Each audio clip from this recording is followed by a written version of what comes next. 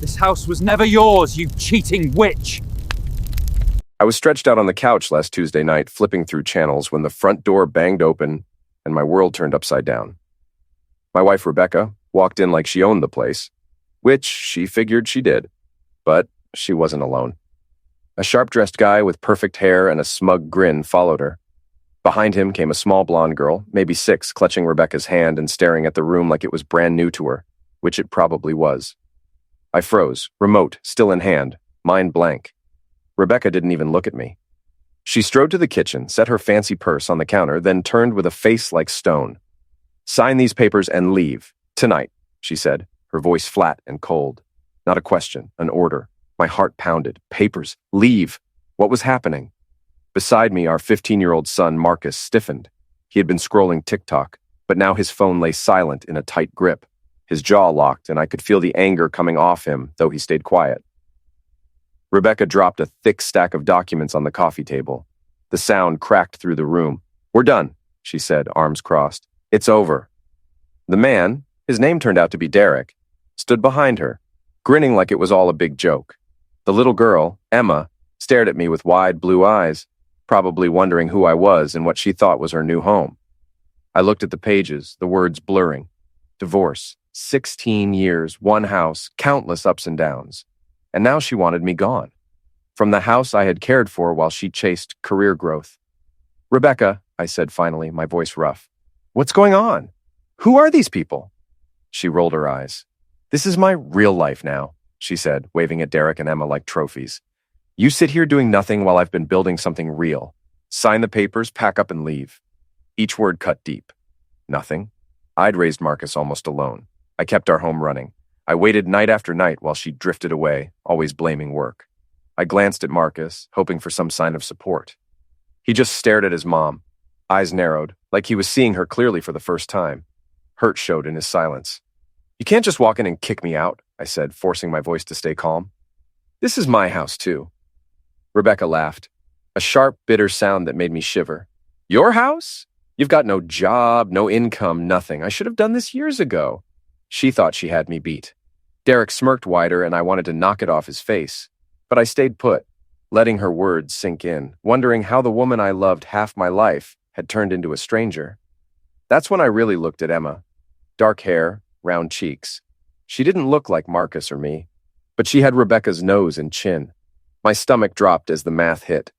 How long had this gone on? How long had Rebecca been living a double life while I played house, believing we were still a family? This wasn't new. Emma was maybe 6, and Rebecca's business trips had stretched longer around that time. Those late nights, those excuses, it was all lies. "Dad," Marcus said, cutting through my thoughts. He gave me a small nod, telling me to stay strong. That look steadied me. I took a slow breath and faced Rebecca. "I'm not signing anything tonight. You don't get to wreck everything without a fight." Her eyes narrowed, surprised. Derek's smirk faltered. Marcus stayed silent, waiting. It wasn't over. Not close. We stared at each other for what felt like hours, though it was only minutes. Rebecca stood with arms crossed, sure she had me trapped. The divorce papers sat on the table, crisp and final. Derek leaned on my counter like he already lived there. Emma stayed pressed to Rebecca's side, lost in drama too big for her. But Rebecca didn't know me as well as she thought. I'd been the backbone of this family for years. When she chose her career over us, I didn't fight. I stayed home, raised Marcus, kept everything steady while she chased promotions across the country. She'd breeze in on weekends with perfume and suits, then vanish again. I stopped calling when her calls grew rare. Maybe that's why she thought she could stroll in with Derek and Emma and erase me. "You've been a ghost in this marriage for years," she said sharply. "I've moved on. You should too." Moved on? Like that was nothing. I looked Derek over again. Sharp suit, shiny shoes, the type who spends more on hair than I do on groceries. He wasn't some quick fling. He carried himself like he'd been around for a while. "You expect me to just walk off?" I asked. "After all I've done for this family?"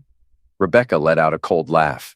"Family? You mean sitting there playing at being a writer while I paid for everything? I've carried us for years. I'm done." It hit because there was a shred of truth twisted ugly. I'd quit my job for her, for Marcus, because she'd begged me to stay home so she could climb the ladder. Now she made it sound like I was just a lazy bum. Marcus shifted beside me, his knee bumping mine. He was tight as a spring. He knew more than he showed. Maybe he'd caught whispers or calls while I missed the signs. Rebecca kept talking like she was giving a victory speech. Derek and I have something real. Emma's part of that. You're not. Each word built a wall. I looked at Emma, an innocent kid caught in a grown-up fight. She didn't deserve this, but Rebecca didn't care. She was busy rewriting our past to paint me as the loser. I forced a slow breath. She thought I'd break because I didn't yell or beg. She didn't know me at all. You're making a mistake, I said quietly. She smirked, sure she'd won. Sign the papers. Let's end this. I didn't move. I just sat, letting her words hang. She thought I'd fold fast, but I'd learned patience over years of quiet nights. What she didn't know, I'd kept track, not out of spite, just facts. The house, the money, the truth of what I'd really been doing while she thought I was wasting away. She thought she was handing me betrayal on a silver tray. She had no clue I wasn't about to swallow it. Marcus gave me a small nod, like saying, "We've got this." Maybe we did. This wasn't the end she pictured. Rebecca stood proud, sure every piece was set. The divorce papers stared back at me, daring me to sign and disappear. She'd strolled in with Derek and Emma like new prizes, ready to toss me out like trash. "We've been strangers for years," she said smoothly. "It's time you moved on." She didn't even glance at Marcus, the boy who'd spent his whole childhood waiting for her to come home. In her new world, he didn't matter. I leaned forward, hands steady. She looked certain, convinced she had me beat. "This house isn't yours anymore," she said, waving like she already owned the place. "I have a family now. Derek, Emma, me. You don't belong." Her words cut deep. I felt the sting but kept it in. She expected me to nod, pack, and slip away so she could play house with Mr. Perfect Hair. Derek nodded like he was part of her plan. Emma stayed silent, eyes darting, confused by the tension. I wanted to ask how long she'd plotted this, how many nights she lied about work trips while building her secret life. But I held back. I just listened.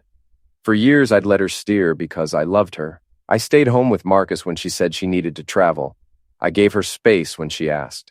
I didn't question the nights she came back smelling like someone else's cologne. I trusted her. Now she twisted that trust to make it seem like I was the one drifting. "You've had your chance," she said, voice final. "I'm done pretending." Pretending. The word burned. I'd spent years building a life, raising our son, keeping the house warm for her return. She'd been pretending all along. Emma proved it. 6 years old meant this wasn't new. It was years of lies while I packed lunches and fixed walls. "I'll take the house," Rebecca said. "You can find somewhere else. It's fair." Fair? After years of cheating and plotting? I almost laughed but felt something heavier instead. Marcus shifted, shoes scraping the floor. Still silent but sharp, catching every word. Rebecca thought the house was hers because her father bought it when we married. She assumed it stayed in his name or rolled to her after he died. She never checked. Too busy with her escape plan. "You think it's that easy?" I said, voice low. She stopped, eyes narrowing. "What? You think you have some claim? You have nothing." She was smug, sure. Derek smirked like he was in on it. I let the quiet stretch until she twitched. "The house," I said, leaning back. "It's not yours to take." Her eyes narrowed, a flicker of doubt. "What do you mean? Dad left it to me." She clung to the old belief. I shook my head. "No, Rebecca, he didn't." She froze, her mouth open, no words coming. For the first time that night, her confidence cracked. She didn't know about the deed transfer, the quiet meeting I had with her father. When Tom saw how she treated us, how she stopped calling him, he signed the house to me, not her. He trusted me to care for Marcus and the home he built. It was all legal, locked in papers she never thought to read. I didn't spell it out. I let her sit with it. Derek's smirk faded. Emma tugged her hand, whispering, but Rebecca shushed her, rattled for once. Marcus stayed silent, but I caught a tiny smile. He knew I'd just flipped the whole game. Rebecca had thought everything was locked down. Derek at her side, Emma as her new prize, the house ready to claim. She figured I'd sign the divorce papers and disappear. She was wrong. Her face tightened as my words sank in. "The house isn't yours to take." She stared at me like I'd spoken another language. That rock-solid confidence was cracking. I stayed calm and let the quiet stretch. Marcus sat still as stone beside me, eyes steady on mine. "That's impossible," Rebecca snapped, her voice sharp. "Dad would never—" She stopped short. She'd always believed her father left the house to her. It was the place she grew up, her childhood etched into every doorframe, but she didn't know the real story. Years back, when she started drifting away, her dad Tom began to see it too. A quiet man, few words, but he adored Marcus. He'd stop by to sit on the porch, watch Marcus play, and chat with me about the weather, the house, little things. One evening, after Rebecca had been gone for weeks on another business trip, he looked at me and said, tired and sad, "She's not the girl I raised." I just nodded. I felt it too. She'd quit calling him, stopped checking in, chasing her big career while he grew older. He saw me holding things together for Marcus. I stayed when she didn't. One afternoon, he arrived with a notary and papers. "This house is yours," he said, his voice firm. "Not hers. You've earned it." I argued, told him it wasn't right, that Rebecca would explode. He shook his head. "She's made her choices. I'm making mine." He signed the deed over to me then and there. All legal. I tucked it away and never mentioned it. She was barely around and never asked. "What do you mean it's not mine?" Rebecca said now, her voice rising, panic edging in. She stepped closer, fists tight. "This was Dad's house. He gave it to me." I shook my head slowly. "He gave it to me, Rebecca. Years ago. After he saw how you treated him and Marcus." Her mouth opened and shut, stunned that her own father had chosen me instead. Derek shifted behind her, his smug grin gone. "Good. You're lying," she whispered, more to herself than me. "He loved me." "He did," I said evenly. "But he loved Marcus more, and he trusted me to care for him. You weren't here, I was." That struck deep. Her shoulders stiffened, eyes flicking away. I pulled out my phone and brought up the scanned deed I'd saved. I held it out so she could see the date, the signatures, the notary stamp. "All here. Check the county records if you want." Her face drained of color. She grabbed the phone, hands trembling as she read every word. Derek leaned over her shoulder, frown deepening. "This can't be right," he muttered, but he didn't sound sure. Emma clung to Rebecca's leg, wide-eyed and confused. Rebecca shoved the phone back at me, eyes blazing. "This doesn't change anything. I'll fight this. You can't keep me out." I gave a small, calm smile. "You can try, but the deed is in my name, not yours." Her perfect plan was falling apart. She glared, searching for a way to regain control. Marcus finally leaned forward, elbows on his knees, silent but steady. His presence said enough. We were a team. She hadn't seen that coming. I stayed seated, phone in hand, watching Rebecca scramble for a new angle. She'd walked in so sure she could bulldoze me with papers and a smug boyfriend. Now her eyes darted like she was looking for a door that wasn't there. Derek stood stiff, arms crossed, like a man who just realized he'd backed the wrong side. Emma pressed closer to her mom, sensing the tension.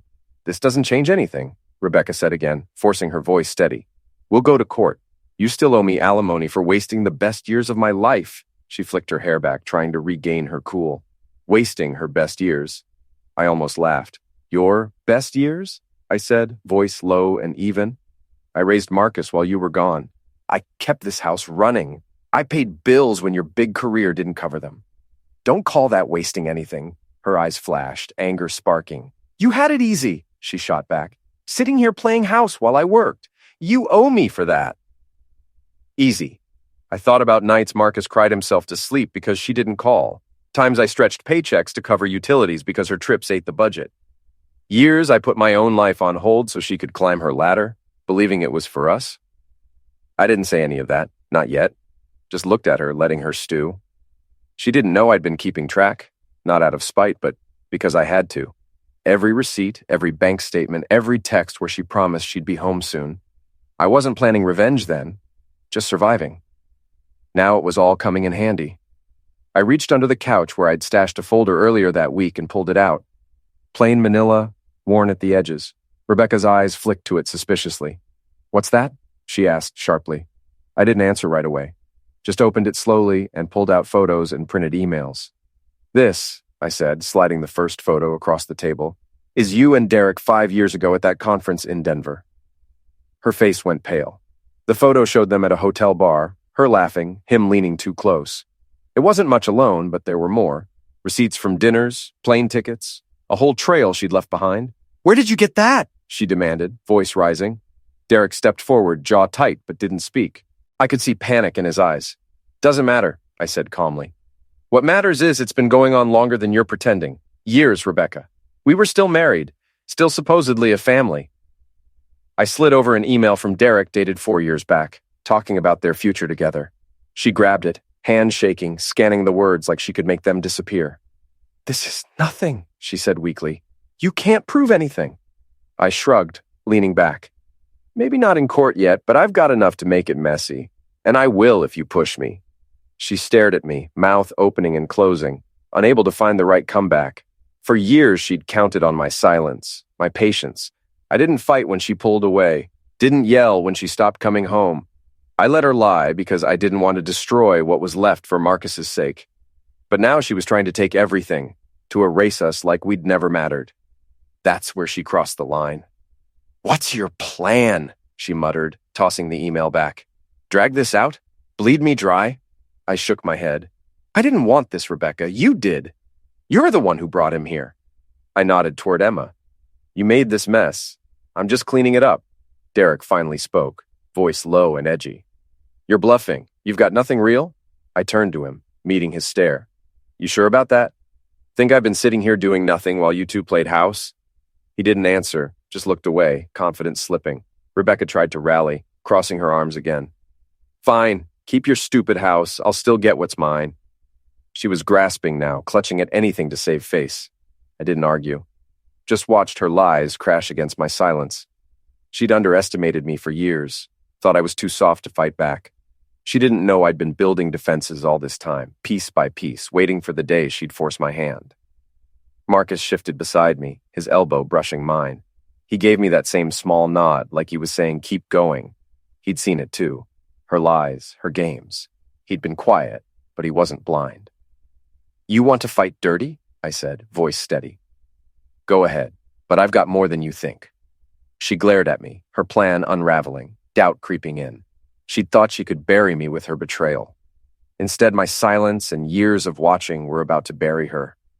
I sat there with evidence scattered across the coffee table, watching Rebecca try to piece her crumbling plan back together. She'd gone pale seeing proof of her years-long affair laid out in black and white. She muttered something under her breath, then straightened up, forcing fake confidence back into her voice. "I can't believe this," she said, dripping with sarcasm. "You've been sitting here writing blogs and burning toast." She waved at me like I was some sad joke she'd outgrown. That's when Marcus finally broke his silence, and everything changed. He stood up from the couch slowly, his sneakers scuffing the floor. "Mom, you really don't know?" he said, his voice steady, cutting through the tension like a blade. My heart started thumping, wondering what he was up to. He didn't look at me, just kept his eyes on Rebecca, calm and sure. He walked to the coffee table, reached past the divorce papers and my evidence file, and picked up a hardcover book I'd left there. Thick, dark blue cover with gold lettering. The Watcher's Game. He held it out to her, expression unreadable. "He wrote this," Marcus said, nodding at me. "He's C.J. Morrison." Rebecca's jaw dropped, eyes widening as she stared at the book like it was about to explode. Derek frowned, confused, but she knew exactly what it meant. That book had been everywhere. Bestseller lists, bookstore displays, even a Netflix announcement last month. And she had no idea it was mine. My stomach flipped with pride and nerves. I'd never told her about it. Not the writing, not the pen name, not the success. For years, I'd been scribbling stories while Marcus slept, typing away on my laptop after dinner or house repairs. It started as an escape from loneliness when Rebecca was gone, just words to fill empty nights. I didn't think much of it at first, but then I sent one to a publisher under C.J. Morrison. Initials because I didn't want anyone connecting it to me. It sold. Then it exploded. Royalties started rolling in, more money than I'd ever seen, all tucked in a separate account she never knew about. I didn't flaunt it, didn't buy fancy cars or brag. I kept it quiet, used it to pay off the house, save for Marcus's future. Rebecca thought I was a deadbeat because I didn't punch a time clock. She didn't know I'd been out-earning her for years. She snatched the book from Marcus, fingers trembling as she flipped it open, scanning the title page like she could prove it was fake. "This can't be you," she stammered, voice shaky. "You're not—" She couldn't finish, just kept staring at the words, her world tilting. "It's me," I said simply. "Has been for a while now." Her head snapped up, eyes locking on mine, and I saw something new there. Panic, maybe fear. She'd built this story where I was nothing, a loser she could ditch without a second thought. Now she was holding proof she'd been wrong. Derek stepped closer, peering over her shoulder. "What's the big deal?" he asked, voice edgy. Rebecca turned to him, face tight. "This is a bestseller," she whispered. "It's worth millions, and he wrote it." Derek's eyes widened, smug grin gone, replaced by something greedy and nervous. He looked at me like I'd transformed into someone else entirely. To them, I'd been background noise, someone they could ignore. Now, I was the guy with secrets they couldn't touch. "How?" Rebecca demanded, turning back to me, book still clutched in her hands. "When did you—" She couldn't finish, too rattled to make sense. I shrugged, keeping my voice calm. "While you were gone, nights mostly. Had plenty of time to think." That stung her. I saw it in how her mouth twitched. She hated being reminded of all those hours I'd spent alone while she was off with Derek. Marcus sat back down, expression steady, but I caught the faintest smirk. He'd known about the book for months, found it on my desk and put it together. He didn't tell anyone, just kept my secret, proud in his quiet way.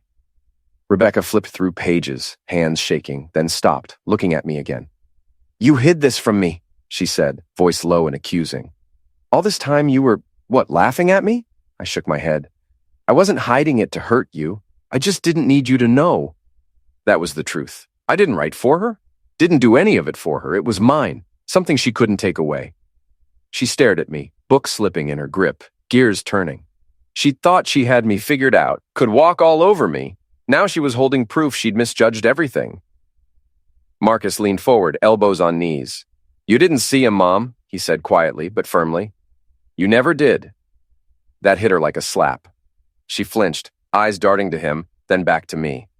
For the first time since walking in, she had no comeback. Derek shifted uncomfortably, like he wanted to bolt. Emma stayed silent, watching it all unfold. The room felt heavy with everything she'd missed. That book wasn't just words on a page. It was the life I'd built without her, the strength she didn't know I had. And it changed everything. Rebecca clutched the Watcher's game like it was her last lifeline, her face a mess of shock and anger as she tried to process that I wasn't the nobody she'd thought I was. Marcus's words, "You never saw him, Mom," still hung heavy in the air, and I could see them cutting into her. She'd walked in with Derek and Emma thinking she'd blindsided me, but I'd just dropped 2 bombs. The house was mine, and I was C.J. Morrison, the guy behind a multi-million-dollar book series. "The royalties," she said suddenly, voice sharp with desperation. "Those are marital assets. I'm entitled to half." She was grasping, reaching for anything to turn this around. Derek perked up at that, greedy eyes lighting up like he'd heard slot machine bells. "Yeah," he said eagerly. "That's how it works, right? You can't keep all that money." He looked at me like I was some vault he could crack, probably already spending my royalties in his head. Rebecca nodded, latching onto his words, confidence flickering back. "We were married when you wrote it. That means it's mine, too." She thought she'd found her lifeline, a way to salvage her grand exit. I let her talk, let her build up hope, because watching it crash was going to be sweeter than anything I could say. Marcus shifted beside me, waiting for it, too. He'd seen some of the paperwork, heard bits and pieces, but didn't know the whole play yet.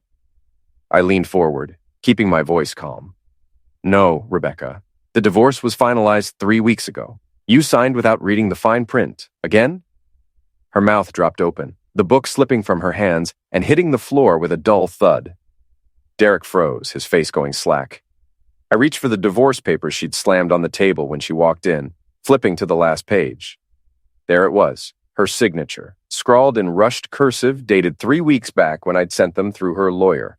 She'd been so eager to get rid of me, so sure she was winning, that she didn't even glance at what she was signing. "You agreed to everything," I said, tapping the page. "No alimony, no assets, no claims, it's done." She lunged for the papers, snatching them from my hands, scanning the lines like she could undo it with willpower alone. "This can't be right," she stammered, voice shaking. I wouldn't." She stopped, finger hovering over her signature, the proof she couldn't deny. I'd hired a lawyer months ago, kept it quiet, started the process. When I found out about Derek and Emma, I didn't want to fight, just wanted out, clean and simple. The lawyer drafted it airtight, made sure my royalties and house stayed mine, buried it in legalese she'd never bothered to read.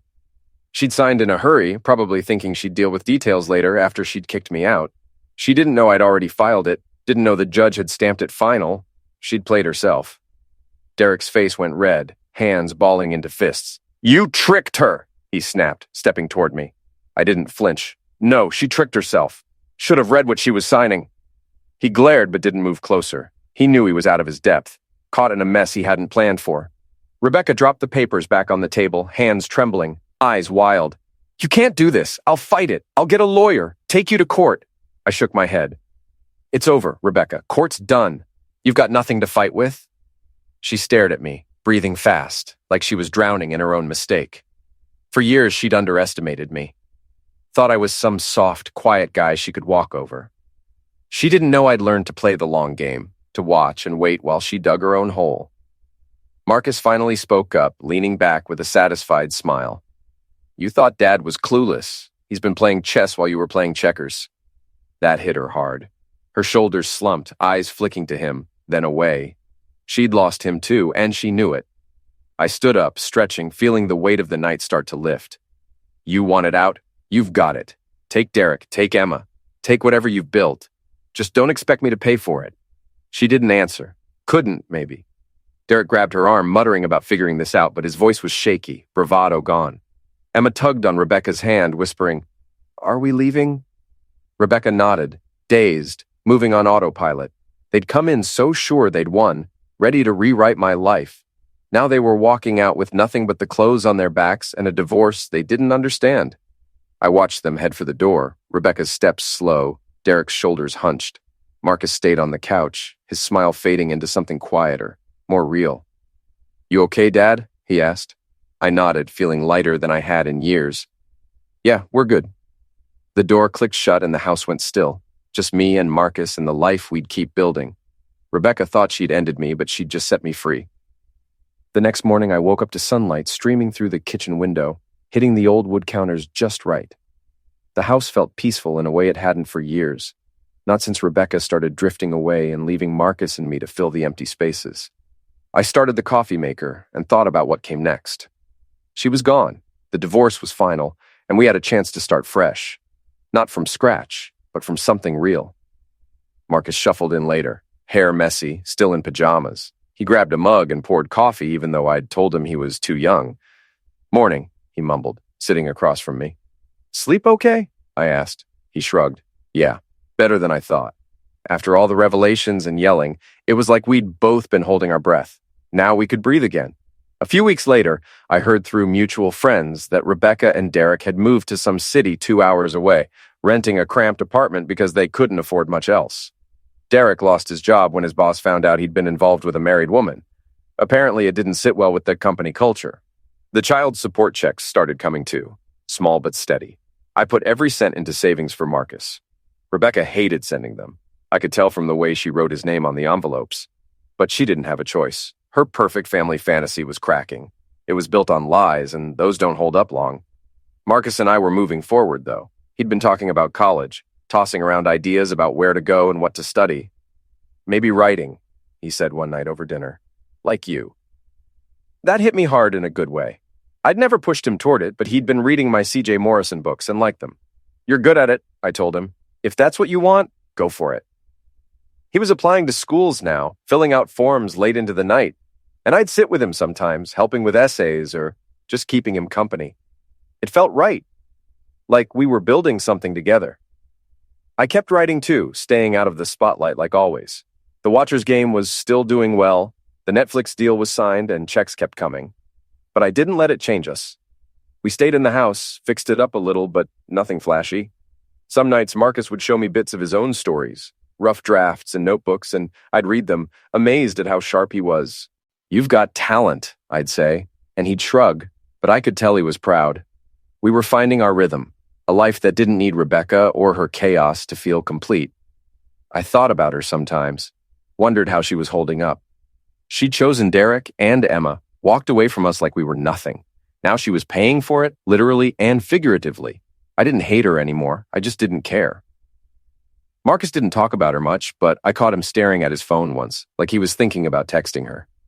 You can if you want, I said gently. He shook his head, putting the phone down.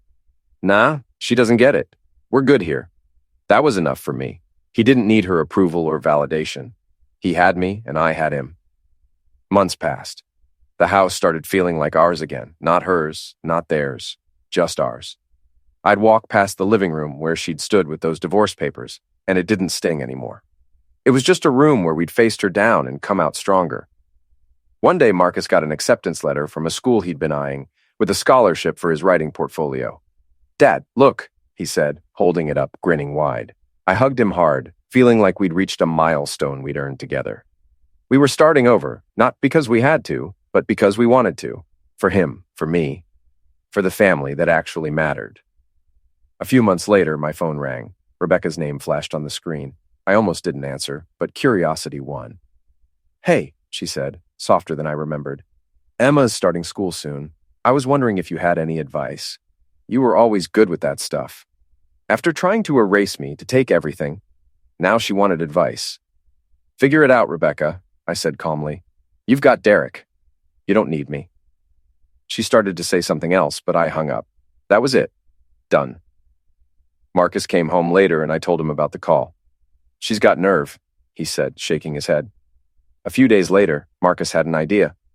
"I want to send her something," he said, holding up my newest book, The Final Truth. It had just come out and was already climbing the charts. He flipped it open, showed me the dedication I'd written.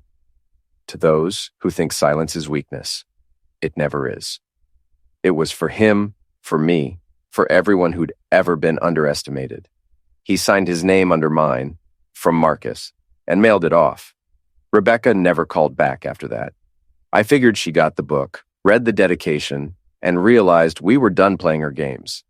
Marcus graduated a few months later, walking across that stage in cap and gown, grinning as I cheered from the stands.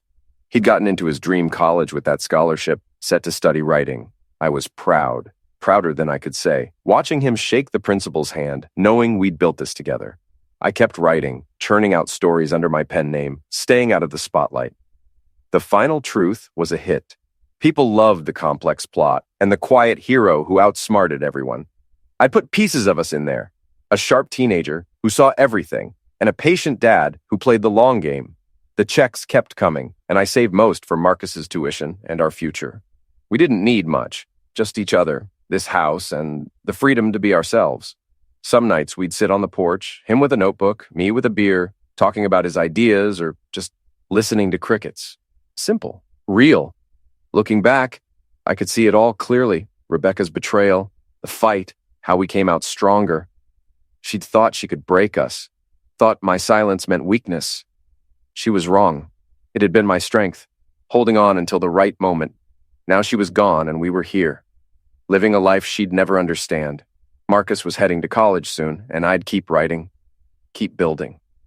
The best stories I'd learned were built on truth, the kind we'd lived through, the kind we'd earned, and that was more than Rebecca could ever take away.